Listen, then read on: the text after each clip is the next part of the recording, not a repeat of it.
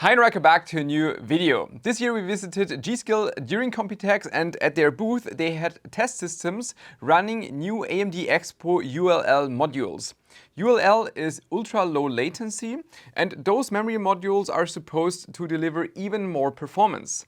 But right now they are super expensive. But if that's worth it, we will check out today. The Seasonic PX 2200 is currently one of the strongest PSUs available, and it comes with two native PCIe 5.1 connectors, which allows to even hook up natively to RTX 5090. That is perfect for any overclocking system or high-end workstations. I'm also currently running this PSU, and so far I'm really satisfied with its quality and performance. The cables are very flexible, there are also cable comms included, and in addition also a 90-degree ATX 24-pin adapter, which also functions as a PSU tester at the same time. The fan is semi-passive, and even at a high load it is still very quiet. Find all information about this PSU in the link in the description. Memory profiles such as EXPO have been around for a very long time already. It all started with Intel XMP in 2007, that's almost 20 years ago.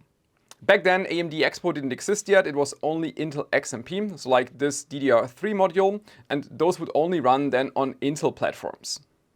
Memory changed a little bit since then, so that's a DDR5 module. We have the DRAM chips on the bottom, and then in the center we have the PMIC, that is for voltage supply of the memory stick. That is something that didn't exist on DDR3, and most of the surrounding components like the caps and also the inductors are also for voltage supply. And then we have an additional small chip right here, which is the SPD chip. SPD means serial presence detect, and is super important for your motherboard because this way it's getting its information out of the memory module to know how to configure it, especially on first boot. First time you're building a PC, you're plugging the memory module into the motherboard somehow has to know how to safely boot this up. And that for DDR5 most of the time is 4800 megatransfers for C40, and then everything beyond that you need then EXPO or XMP.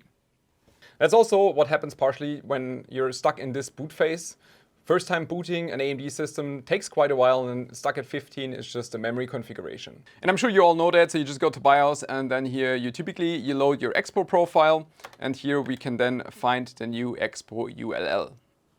With normal EXPO and XMP, you just load the main configuration. So that's your speed, your main timings, and also the according voltage. With EXPO ULL, they're just extending this a little bit, so it's more timings that are being configured and also the VDDP voltage. So you're just getting a little bit closer towards manually tweaking your setup.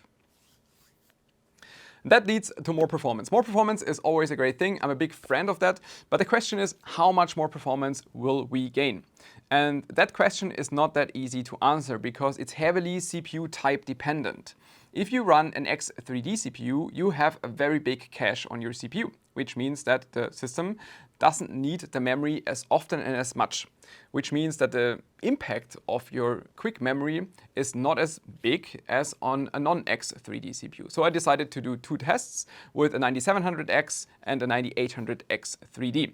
And then I ran both CPUs, first with normal 6000 C30 modules and then with 6000 C30 ULL modules. So basically tested 4 configurations.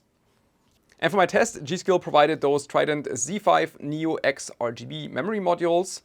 They're looking quite beautiful. I like the shiny black color. So it's quite subtle, but very nice surface finish on those memory modules. We're starting with the 3D Mark CPU profile max test, where the 9800X 3D scores 10,093 points using the normal 6000 C30 configuration. And the 9700X can score 8,615 points. With the ULL modules, there is basically no performance increase on the 9800X 3D that already has this large cache. It's 0.5% difference, and that's basically measurement tolerance. The 9700X can gain a little bit with a plus of 2.5%. However, in gaming, the difference can be a little bit larger. For example, here in Cyberpunk running 1080p as resolution, we can see a performance increase of 3% on the 9800X 3D and 8% on the 9700X. Of course, running a 5090 in 1080p resolution is forcing our system more towards the CPU limit. and that is to show the max expected performance difference. But if you're gaming at home and you're running like 1440p or 4K resolution, the expected performance difference is much, much smaller. But even with 1080p resolution, there can be examples like this, Star Wars Outlaws with 1080p, where you can't see any measurable performance difference. So both 9800X 3D and 9700X could not show any kind of performance difference using ULL or normal AMD EXPO. In Counter-Strike 2, this time running 4K with max details because the FPS are already super high, we can only see a performance increase on the non-X 3D CPU running EXPO ULL. If you look at the 9800X 3D, there is basically no difference. But looking at the 9700X, there is an increase of the average FPS of 2%, and looking at the 1% low FPS, we can see an increase of 5%. It's been a long time that I tested PUBG, and same thing here as with Counter-Strike 2. I'm running 4K resolution because the FPS are already super high. And it's also the same thing as with Counter-Strike 2. Couldn't really find any performance difference with the 9800X 3D. But looking at the 9700X, there was a small performance boost of 5% in average FPS and 4% in the 1% lows. Last thing I tested was Monster Hunter Wilds in 1080p, and also here X3D does not really benefit from EXPO ULL. We see a small performance increase using the 9700X with ULL, which improves 3 to 6% performance. In summary, kind of as expected with its large cache, the 9800X 3D does not really benefit from EXPO ULL. It's 0 to 3%, but it's in a scenario where we are trying to force to see as much performance gain as possible, and even there's basically nothing to find. With the 9700X, you can find something. In my case, it's average plus 4%, with the biggest difference in Cyberpunk with plus 8% running EXPO ULL versus normal EXPO. From a technical point of view, it's obviously great to have features that give you more performance, such as the EXPO ULL. The problem, especially with memory these days, is obviously the price.